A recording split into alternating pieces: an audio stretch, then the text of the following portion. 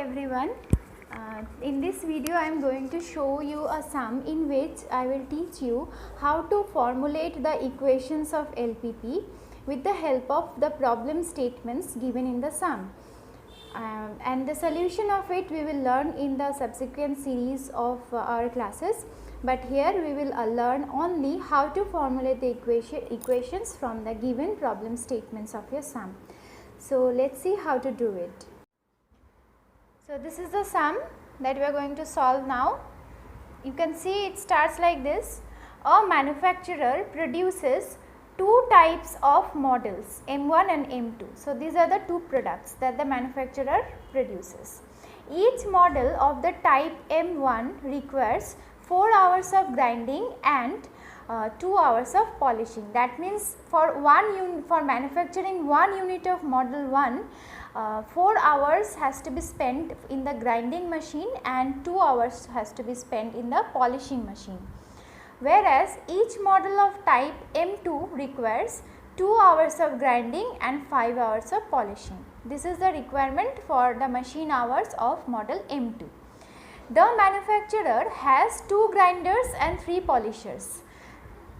Now there is a constraint for the manufacturing unit, and that is there are only 2 grinding machine and 3 polishing machine. Now each grinder works 40 hours a week. This is a constraint, that each grinder will work for only 40 hours in a particular week, and each polisher works for 60 hours a week. So if the grinding machine works for 40 hours in a week, the polishing machine will work for 60 hours in the week. Now profit on model M1 is rupees 3 and on the model M2 is rupees 4. Now profit figures are given to you. Whatever is produced in a week is sold in the market. So very good. So whatever the firm is manufacturing, it is getting sold in the market in a particular week. Now how should the manufacturer allocate his production capacity to the 2 types of models so that he may make the maximum profit in a week?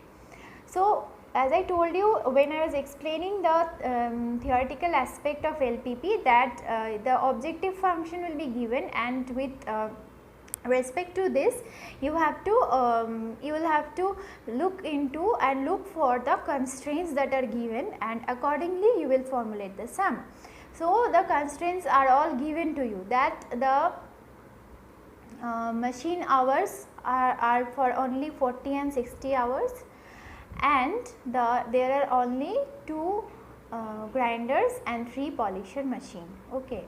So let's see how to formulate it. You can take a screenshot. I am giving you a full view of this sum so that you can take the screenshot and later on you can write it in your copy.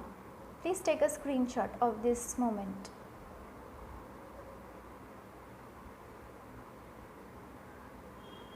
I hope you have taken. Now let's move on to the solution of it. As I told you that x1 and x2 will be called the decision variables. So what I have written is decision variables. Let us assume that x1 and x2 be the number of units of M1 and M2 models respectively. So let us assume that the manufacturing unit should produce x1 units of model M1 and x2 units of model M2 for manufacturing for its manufacturing purpose, so that it can maximize its profit. Then what should be the objective function? Since the profit on both the models are given,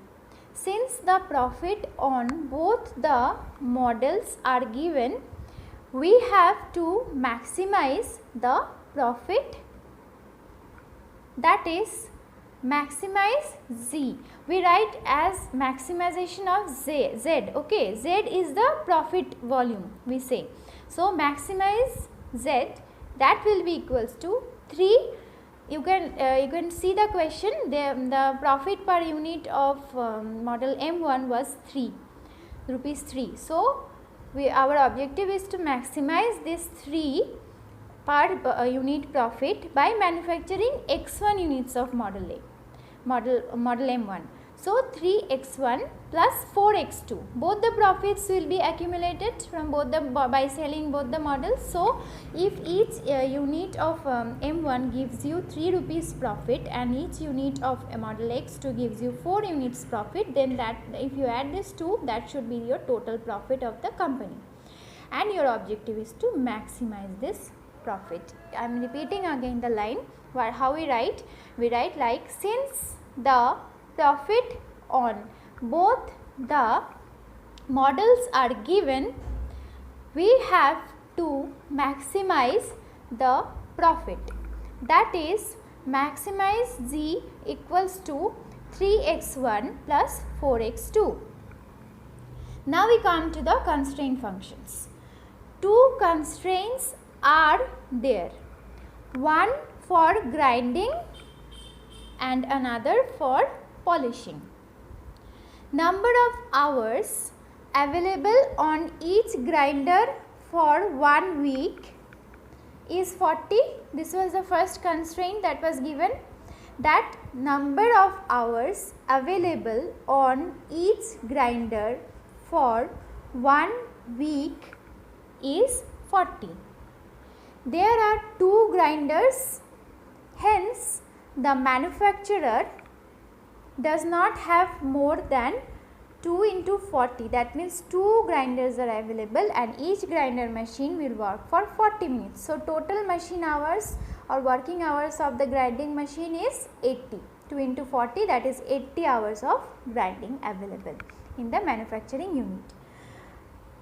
So how we write it? We write like, number of hours available on each grinder for 1 week is 40 given in the question, and it is also given that there are 2 grinders. Hence, the manufacturer does not have more than 2 into 40 or 80 hours of grinding. Now, it is also given in the question that M1 requires 4 hours of grinding and M2 requires 2 hours of grinding. Is it per week? Let us see once in the question. The type M1 requires 4 hours of grinding and 2 hours of polishing. Okay, each model of the type M2 requires 2 hours of grinding and 5 hours of polishing. So this is given in the question, right? So when what we write is the grinding constraint first. So we know that total hours of grinding that are available for the firm is 80 hours. Now M1 would take 4 hours of grinding and M2 will take 2 hours of grinding. So this 4 and 2 has to be within that 80 hours limit, right? Now how will we find that what is the total hours required for M1? We have assumed that X1 is the number of units that gets manufactured for the firm. So 4x1 if we write, that means 4 hours per unit of M1, that will give you the total machine hours required for grinding purpose for model M1. So we write 4x1, okay. 4x1 is the is required for manufacturing 1 unit of model 1 M1, and we have assumed that x1 is the number of units of model M1 that is getting manufactured. So this will give you the total manufacturing hours or total processing hours on the grinding machine for the model M1.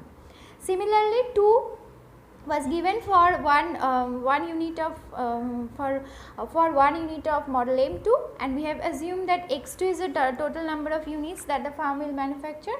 So we will write 2x2, that will give you the total hours required by model M2 if they are producing, if the company is producing x2 unit of model M2. So this was the constraint of your grinding, and it has to be less or equals to 80. Why is it so? It is because this grinding machine can work for not more than 80 hours. So it has to be either less or equals to 80 hours. Okay. Now let us see the polishers thing. Since there are 3 polishers, the available time for polishing in a week is given by what? 3 polishers machine, and total hours available per polisher is 60.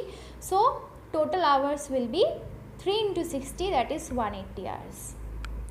Now similarly, just like the previous functions, we will do for this polishing machine also. We know that M1 requires 2 hours of polishing and M2 requires 5 hours of polishing.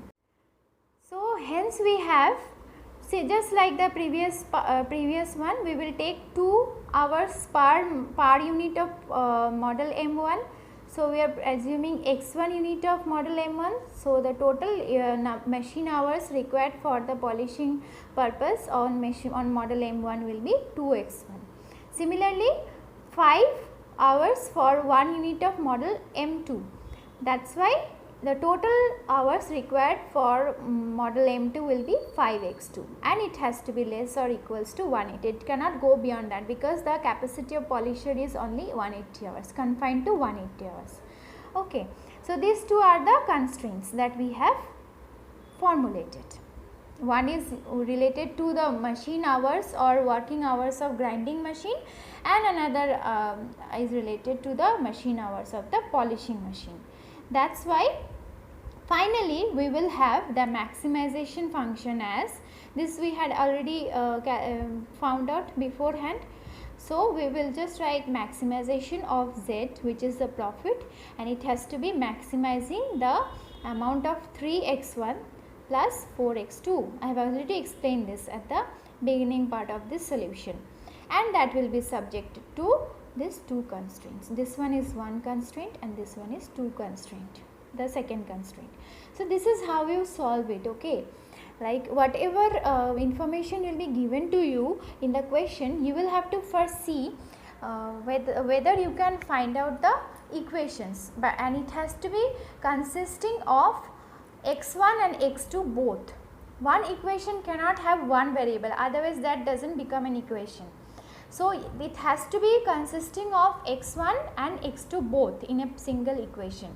So you have to find out how to formulate the equation with the help of the information given in the question, and using the information in such a way that you can formulate it in the form where x1 and x2 both will be present. I am giving you a screenshot view of this solution. Please take a screenshot so that if you have missed anything while I was discussing and you are listening to me, you can do it afterwards. You can write afterwards by pausing and playing the video. Please take a screenshot of it.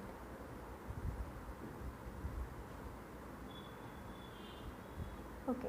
I hope everyone has taken. So this is how we formulate the LPP. In my next video, I will show you another sum of a different type where the constraints will be few more. Okay. Thank you.